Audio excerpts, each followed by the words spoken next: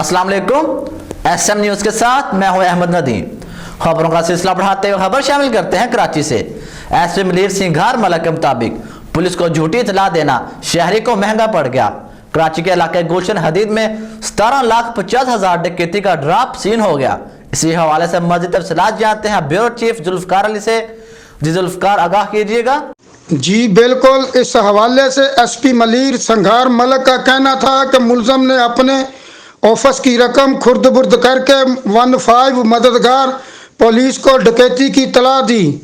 उन्होंने बताया कि मुलजम ने कंपनी इंतजामिया को बताया था कि 5 से 6 मुलजमान कैश छीन कर फरार हो गए हैं। मुलजम का कहना था कि मुलजमान ने सिर्फ कंपनी का कैश छीना जबकि इसके 6 लाख बच गए हैं।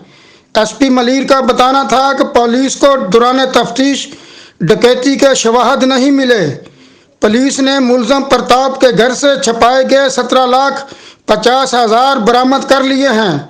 पुलिस का कहना है कि मुलजम के खिलाफ कंपनी मालिक अजहर की मदीयत में मुकदमा दर्ज करके तफ्तीश का आगाज कर दिया है। जी बहुत शुक्रिया जुल्फकार, तफसीलात से आगाह करने के लिए।